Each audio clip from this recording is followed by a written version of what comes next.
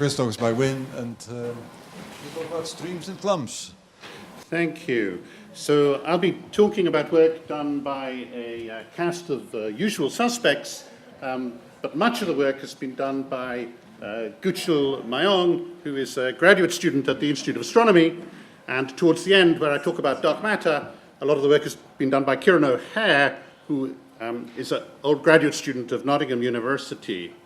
So I can start with a famous image, the field of streams. So we're looking at stars in the stellar halo, and color represents distance, and you see clumps and substructure everywhere.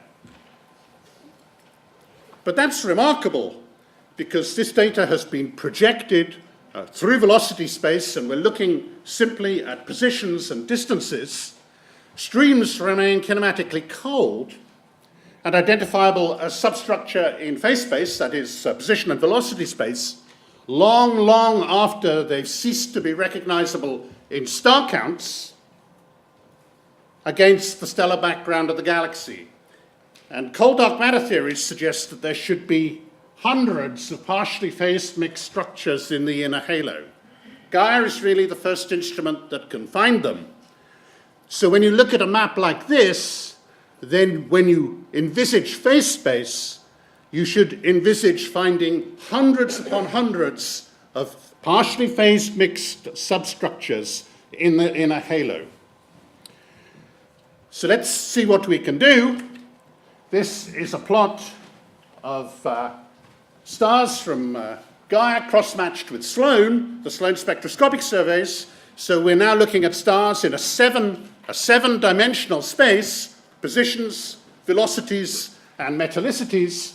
And we're going to do a rough cut in metallicity versus azimuthal velocity. And we're going to divide the stars into green stars, blue stars, and red stars, or if you prefer, disk stars, metal-rich halo stars, and metal-poor halo stars. And then we're going to look at velocity histograms, the vertical velocity plotted against the azimuthal velocity as a function of metallicity.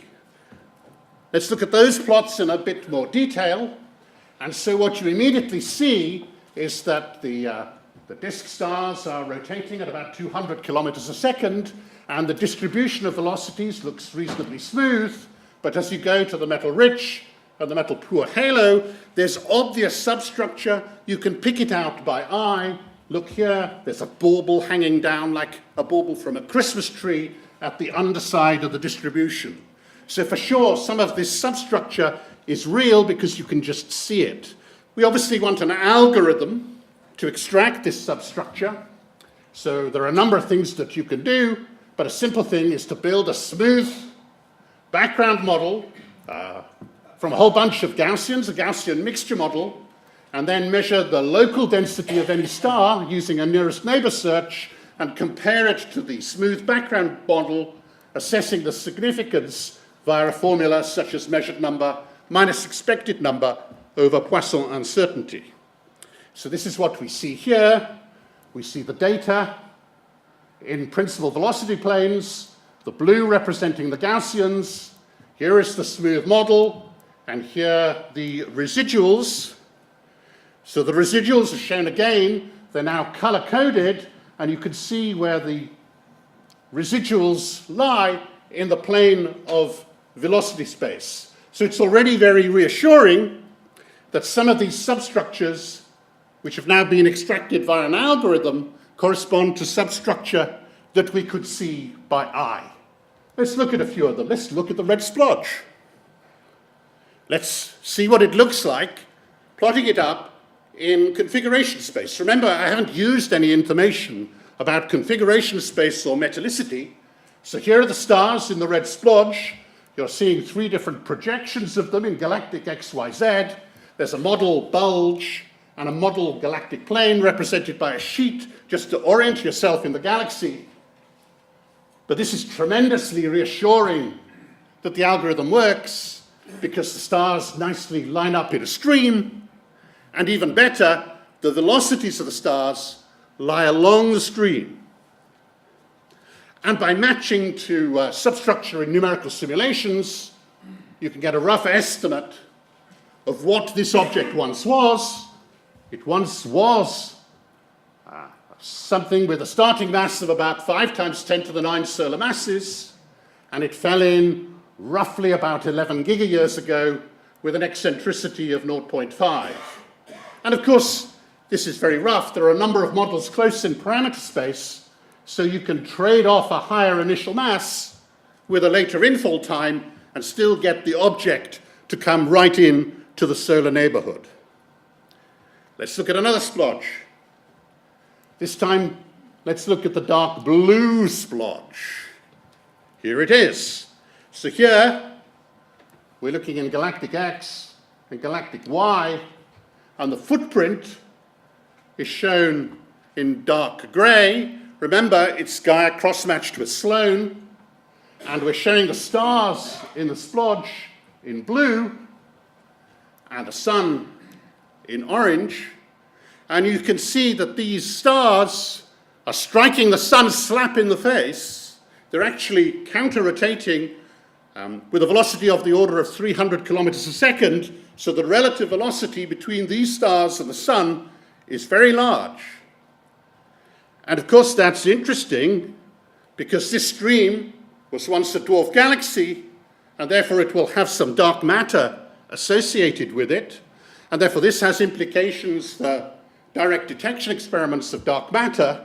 We now know that there is a stellar stream and presumably a dark matter stream that is rushing towards us. It's a dark matter hurricane that is hitting us in the face. So we can ask a little bit what the implications of this are for direct dark matter detection. So in directional detection, the incoming velocity of the weakly interacting massive particle, the dark matter associated with these stream stars, is striking the sun at a characteristic velocity. So it's striking the nucleus in my dark matter experiment at a characteristic velocity. And now there's an exact relationship between the recoil energy and the scattering angle when a dark matter particle, a WIMP, scatters a nucleus, clatters into a nucleus, and so streams will appear as rings in direct detectional experiments. So now we're looking at a direct detectional experiment. We're looking at the double differential angular recoil rate as a function of, in fact, the inverse of the recoil direction in galactic coordinates. And so this is what you expect for a smooth model. And here is the S1 stream embedded in to an underlying smooth model. So you can see characteristic ring-like features in the recoil spectra.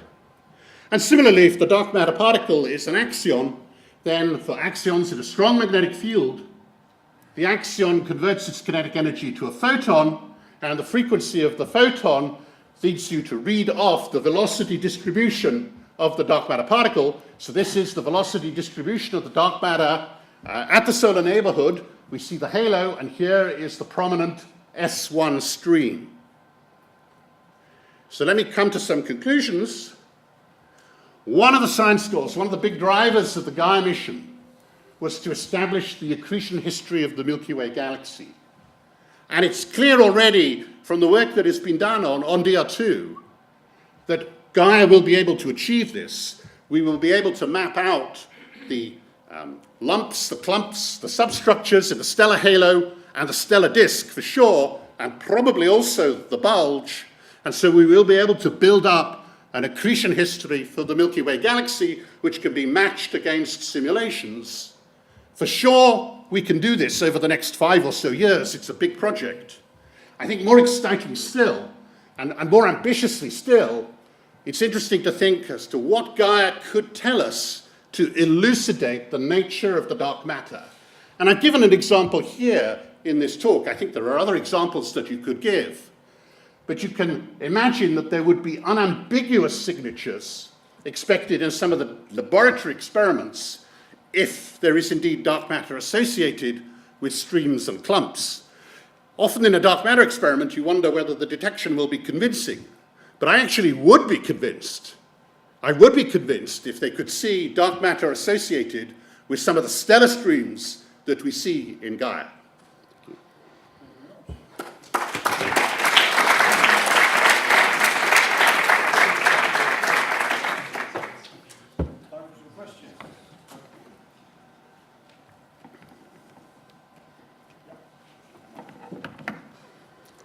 When 11 gigayears, it's Mark Cropper at Mullen Space Science Lab at University College London.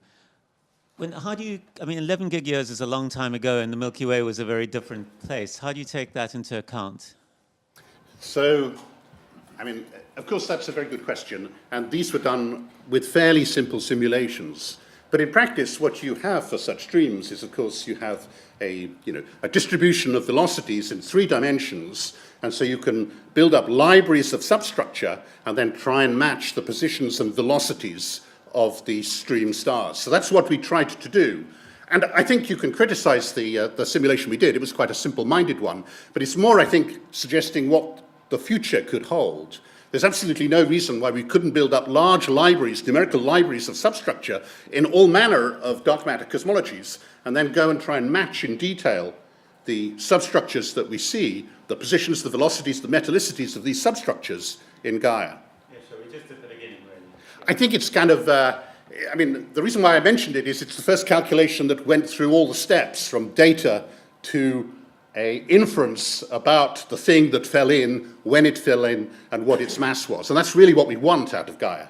So if you like, it's kind of proof of principle that we could do what was one of the big science goals of Gaia.